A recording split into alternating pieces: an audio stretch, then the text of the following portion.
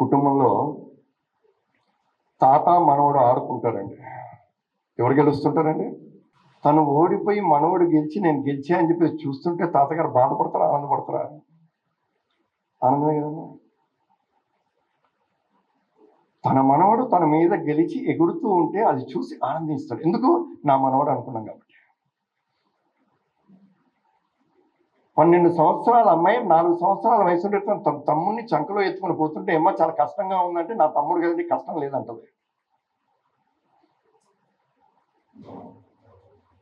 తల్లి ఆత్మీయతతో ప్రేమతోనే అన్నం వంట చేసిన తర్వాత ఆ వంటను నలుగురికి భోజనం పెట్టినప్పుడు రుచిగా ఉన్న కారణంగా నలుగురు 2 ముద్దలు ఎక్కువ తింటే తల్లి ఎప్పుడు కూడా తనకు తక్కువైందని చెప్పి తల్లి బాధపడలేదండి, ఆనందపడింది. నిన్న నాకు సరిపోలేదు కదా, ఈ రోజు సరిపోదేమని చెప్పేసి వంట చేసిన తర్వాత తనకు కావాల్సింది తీసి పక్కన పెట్టుకొని ఏ రోజున భారతదేశంలో ఏ రోజు తల్లి వద్దం చేయలేదండి.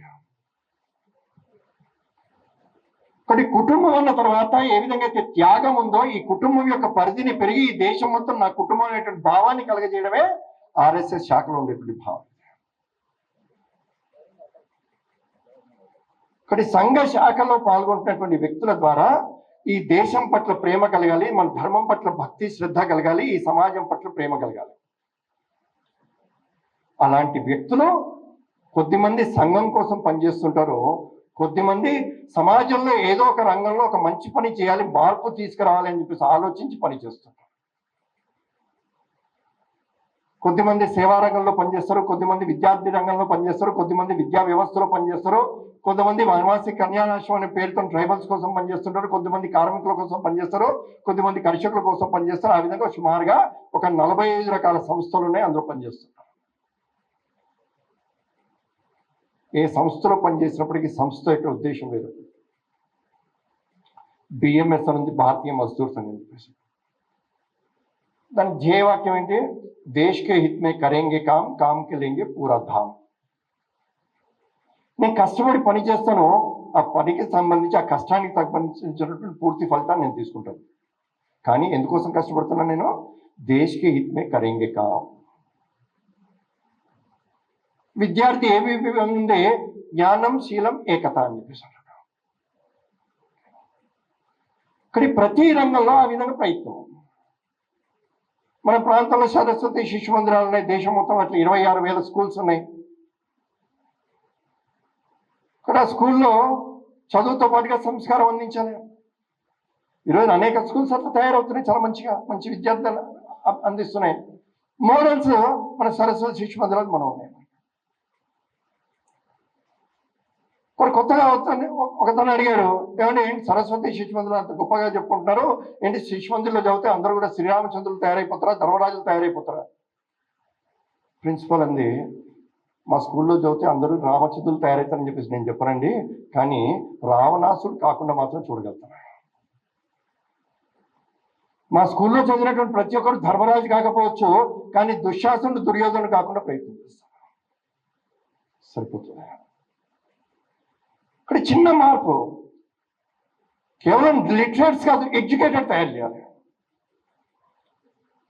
కాబట్టి కేవలం అక్షర జ్ఞానం తెలిసినటువంటి వ్యక్తులు మాత్రమే కాదు, సంస్కారంతో కూడినటువంటి జ్ఞానాన్ని పొందగలిగినటువంటి వ్యక్తులను తయారు చేయాలి. ఇది మన యొక్క బాధ్యత.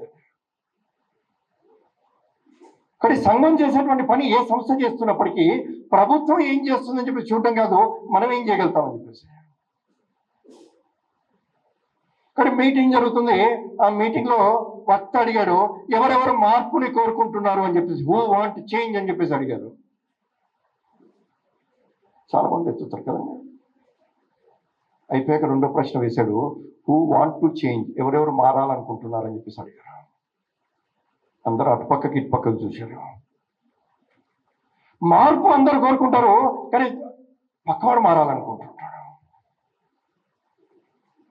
కానీ డాక్టర్జీ సంఘం యొక్క గొప్పతనం ఏంటంటే మార్పు పక్కవాడు కాదు, అది కష్టమైంది, నేను మారాలి, చాలా సులభమైంది. ఇక్కడ ఆర్ఎస్ఎస్ యొక్క శాఖ ఏంటంటే నేను మారాలి. కానీ సమాజంలో వచ్చేటువంటి మార్పు ప్రభుత్వం తీసుకొస్తుందా, భగవంతుడు తీసుకొస్తాడా, ఇంకో సంస్థ తీసుకొస్తుందా కాదు, మనం తీసుకురావాలి. It is our responsibility for a change. అలాంటి వ్యక్తులను తయారు చేసేటువంటి కేంద్రమే ఆర్ఎస్ఎస్ యొక్క దైనందిన శాఖ. ఈ శాఖలో తయారైనటువంటి వ్యక్తులు సమాజంలో ఉండేటువంటి అన్ని రంగాల్లో ఆ విధంగా ఒక చక్కటి మార్పుని తీసుకురావడం కోసం ప్రయత్నం చేస్తారు. అటువంటి సంఘ శాఖ ఆర్ఎస్ఎస్ ప్రారంభమై 100 సంవత్సరాలైంది. కానీ సంఘ యొక్క శతాబ్ది సందర్భంగా శతాబ్ది కార్యక్రమాలు జరుపుకుంటుంటే అందరికీ ఆనందంగానే ఉంటుంది, కానీ సంతృప్తి మాత్రం లేదు. ఎందుకంటే ఇంకా చేయవలసింది చాలా ఉంది కాబట్టి. ప్రారంభంలో చెప్పినట్టుగా ఒక 7 రకాల కార్యక్రమాలు, ఇది ఒక కార్యక్రమే. దీని తర్వాత ఉగాది తర్వాత మన తెలంగాణ ప్రాంతంలో సుమారుగా ఒక 3-3.5 వేల చోట్ల హిందూ సమ్మేళనాలు జరుగుతాయి.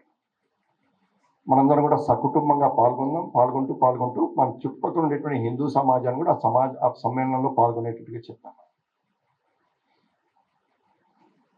కానీ సంఘం చేసేటువంటి పని, సంఘం గురించి ఏమంటారంటే బయట నుంచి చూసినప్పుడు చాలా మంది కొత్త వాళ్ళు ఉంటారు. It is easy to misunderstand and difficult to understand అంటారు.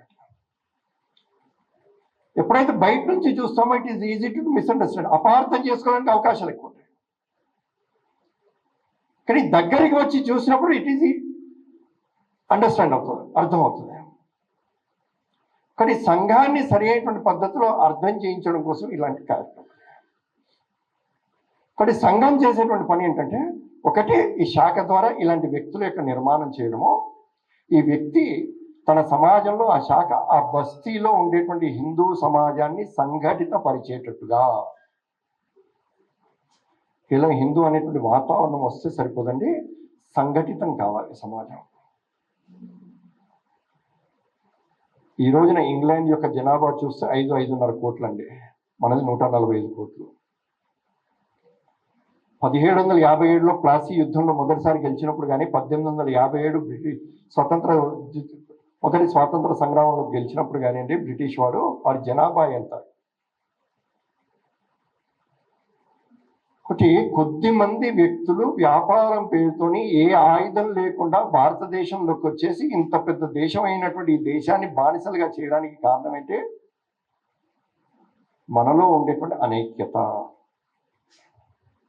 కాబట్టి దీన్ని కనుక దూరం చేసినట్టయితే మళ్ళీ ఈ దేశం గొప్పదవుతుంది. కానీ రాబోయేటువంటి కొద్ది సంవత్సరాల్లో మనందరి యొక్క లక్ష్యం ఏంటంటే, ఈ దేశాన్ని ప్రపంచంలోకెల్లా ఒక గొప్ప దేశంగా, విశ్వగురువుగా, రామరాజ్యము దీన్ని సాధించాలి. ఇప్పుడు అమెరికా వాడు అనుకుంటున్నాడు మేక్ అమెరికా గ్రేట్ అగైన్ మగా అని చెప్పేసి అన్నాడు. కానీ మనం 140 కోట్ల మంది మనస్సులో ఉండాలి మేక్ ఇండియా గ్రేట్ అగైన్. కానీ నా యొక్క సంస్కృతిని, సాంప్రదాయాన్ని, మన యొక్క వీటిని కాపాడుకుంటూ ఈ దేశాన్ని ప్రపంచంలో ఒక గొప్ప దేశంగా ఏ విధంగా తీర్చిదిద్దాలి. ఇది సంఘ యొక్క మనందరి యొక్క కోరిక. ఒకటి, సంఘానికి కోరిక ప్రపంచంలోకెల్లా ఒక అత్యంత పెద్దదైనటువంటి ఒక స్వచ్ఛంద సంస్థగా పేరు సంపాదించాలని కోరిక లేదు. సంఘానికి పేరు కోరిక లేదండి. సంఘం యొక్క ప్రచారం జరగాలనే కోరిక లేదు. సంఘం యొక్క ప్రతిష్ట పెరగాలనే కోరిక లేదు. సంఘం యొక్క ప్రభావం పెరగాలనే కోరిక లేదు. కానీ సంఘానికి ఉండేటువంటి ఒకే ఒక కోరిక ఏంటంటే, సంఘం ఏ ఉద్దేశంతో ప్రారంభమైందో ఆ మార్పుని, ఆ పరిణామాన్ని తీసుకురావాలి. ఇది సంఘం యొక్క కోరిక. ఆ చేంజ్ కోసం 100 సంవత్సరాల నుంచి ప్రయత్నం చేస్తున్నది. అంటే ఆ ప్రయత్నంలో భాగంగా సంఘం చేసేటువంటి ప్రయత్నంలో మీరందరూ కూడా సంఘానికి దగ్గరగా వచ్చేసి సంఘాన్ని అర్థము చేసుకొని సంఘం చేసేటువంటి కార్యక్రమంలో పాల్గొంటారని చెప్పి ఆశిస్తూ